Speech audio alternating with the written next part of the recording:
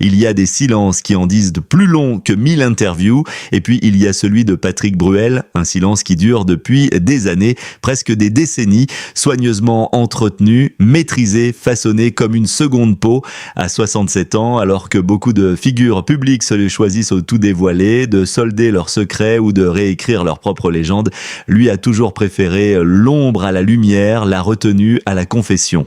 Mais aujourd'hui, quelque chose a changé. Ce n'est pas une déclaration fracassante sur un plateau télé, ce n'est pas non plus une autobiographie choc, non, c'est plus subtil, presque imperceptible pour ceux qui ne savent ne pas regarder entre les lignes, une phrase lâchée à demi-mot, un regard qui s'attarde, une vérité qui lentement remonte à la surface comme si elle ne pouvait plus être contenue, car derrière l'image lisse de l'artiste accompli, du chanteur charismatique, du comédien respecté, il y a toujours eu une zone d'ombre, une partie de sa vie que le public pressentait sans jamais pouvoir la saisir complètement, une vie personnelle tenue à distance, verrouillée, presque inaccessible, et c'est précisément ce mystère qui a nourri, au fil des années, les spéculations les plus persistantes. Pourquoi cette discrétion extrême? Que cherche-t-il à protéger ou à cacher? Certains y voyaient une élégance rare, une volonté de préserver l'essentiel dans un monde qui expose tout. D'autres, au contraire, soupçonnaient une réalité plus complexe, peut-être plus dérangeante, une double vie émotionnelle, des blessures jamais refermées, ou même des choix de vie assumés mais volontairement tenus à l'écart du regard public. Aujourd'hui, ces hypothèses prennent une résonance nouvelle, car à 67 ans, Patrick Bruel ne semble plus vouloir contrôler entièrement le récit, comme si le temps inévitablement imposait une forme de vérité, comme si, après avoir passé une vie à maîtriser son image, il acceptait enfin de laisser entrevoir ce que beaucoup avaient deviné sans jamais pouvoir le prouver. Mais alors, que révèle vraiment ce tournant discret ? Est-ce l'aveu d'une solitude choisie ou subie, le reflet d'un homme en paix avec ses secrets ou d'un artiste fatigué de les porter ? Et surtout, pourquoi maintenant ? Dans les minutes qui suivent, nous allons plonger au cœur de ce mystère, explorer les zones floues, confronter les versions, décrypter les silences. Parce que parfois, ce que les célébrités ne disent pas est bien plus révélateur que ce qu'elles avouent. Et pourtant, derrière ce voile de mystère soigneusement entretenu, une autre réalité se dessine, plus concrète, plus matérielle, presque tangible. Car si le silence de Patrick Bruel intrigue, son parcours lui laisse des traces bien visibles. Des traces qui racontent une réussite indéniable construite sur plusieurs décennies entre musique, cinéma et affaires. Il faut le dire sans détour, Patrick Bruel n'est pas seulement un artiste, c'est aussi un homme qui a su bâtir, avec une précision presque stratégique, un véritable patrimoine, un univers à lui à la fois discret et solide. Sa fortune ne repose pas sur un seul pilier, elle s'est construite au fil des tournées triomphales des années 90, à une époque où ses concerts rassemblaient des foules immenses, presque hystériques, puis sont venus les albums, les rôles au cinéma, les projets télévisuels, autant de sources de revenus qui, cumulées, ont façonné une stabilité financière rare dans le milieu artistique. Mais ce qui intrigue davantage, c'est ce qu'il a fait de cette réussite. Loin des excès flamboyants que l'on associe parfois aux célébrités, Patrick Bruel a toujours cultivé une forme de retenue. On parle d'investissements réfléchis, notamment dans l'immobilier, des lieux choisis avec soin, souvent à l'abri des regards, où le calme semble primer sur le prestige ostentatoire, des propriétés qui ne cherchent pas à impressionner, mais à protéger. Protéger quoi exactement ? Peut-être une vie familiale qu'il a toujours tenu à préserver, car au cœur de ce parcours, il y a aussi son histoire personnelle, une histoire marquée par une relation importante avec Amanda Sterz, avec qui il a partagé plusieurs années de vie et construit une famille.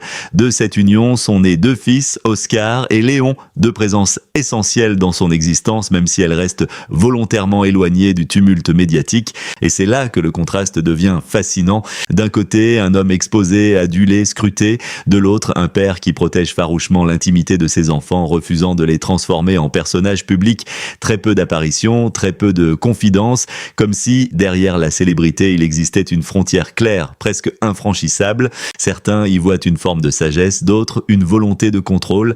Après sa séparation avec Amanda Sterz, Patrick Bruel n'a jamais véritablement étalé sa vie sentimentale.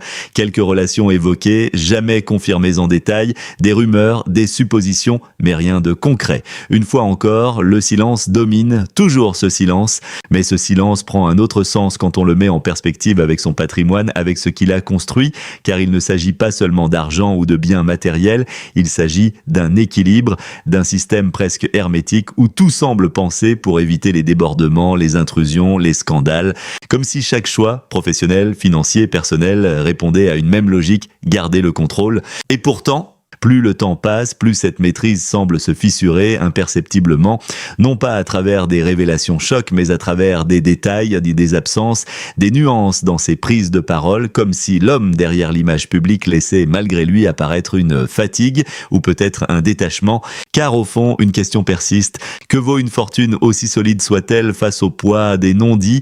Que reste-t-il une fois les lumières éteintes, lorsque le public disparaît et que le silence reprend toute la place? Patrick Bruel a construit une carrière, un patrimoine, une famille.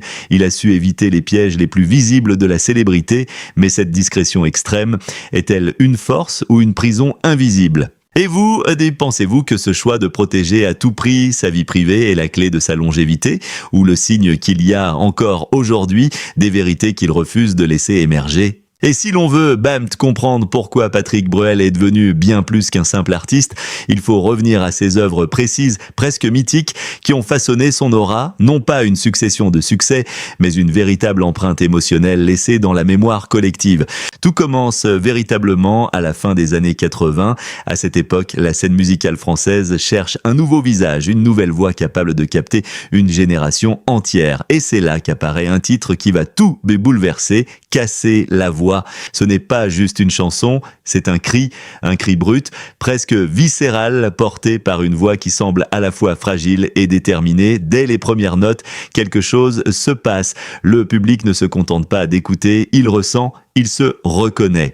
Et soudain, Patrick Bruel devient le miroir d'une jeunesse en quête d'identité. Mais ce succès n'était pas un hasard. Quelques années plus tard, il confirme avec un album devenu culte, Alors regarde, un projet qui ne se contente pas d'aligner des titres populaires, mais qui construit une véritable narration émotionnelle. Chaque chanson semble raconter une facette différente de l'amour, du doute, de la perte. Parmi elles, des morceaux comme Place des grands hommes ou Qui a le droit s'imposent rapidement comme des hymnes générationnels. Et là encore, le phénomène dépasse la musique. Dans Place des grands hommes, il ne s'agit pas simplement de retrouvailles entre amis, c'est une réflexion sur le temps qui passe, sur les rêves que l'on garde et ceux que l'on abandonne, une chanson qui, des années plus tard, continue de résonner avec une force presque troublante. Quant à Qui a le droit, elle touche à quelque chose de plus profond, de plus universel, la relation entre un père et son enfant, une thématique délicate traitée sans artifice qui a marqué durablement son public. Ce n'est pas une performance vocale qui impressionne, c'est une sincérité qui désarme. Mais Patrick Bruel ne s'est jamais limité à la musique. Parallèlement, il s'impose au cinéma avec des rôles qui confirment une autre facette de son talent. Dans Le Prénom, par exemple, il incarne un personnage complexe, oscillant entre humour et tension dans une histoire où chaque mot peut devenir une arme. Ce rôle, salué par la critique, montre qu'il est capable d'exister au-delà de son image de chanteur populaire. Et c'est peut-être là que réside le véritable secret de sa longévité. Patrick Bruel n'a jamais cherché à être simplement aimé. Il a cherché à être compris, à créer des œuvres qui traversent le temps, qui accompagnent les gens dans leurs propres histoires. Ces chansons ne sont pas seulement écoutées, elles sont vécues. Mais derrière ce parcours impressionnant, une question persiste. Ces œuvres, aussi puissantes le soient-elles, sont-elles le reflet fidèle de l'homme qu'il est réellement? Ou bien ne sont-elles qu'une version sublimée, maîtrisée, presque idéalisée de ses propres émotions? Car après tout, un artiste peut-il vraiment se dévoiler entièrement à travers ses créations, ou laisse-t-il toujours une part de lui-même dans l'ombre? Et vous, quelle chanson de Patrick Bruel vous a le plus marqué et pensez-vous qu'elle révèle vraiment qui il est, ou seulement ce qu'il a choisi de montrer? Et vous, pensez-vous que Patrick Bruel a réellement caché une part essentielle de sa vie pendant toute sa année, ou avons-nous simplement projeté sur lui nos propres fantasmes?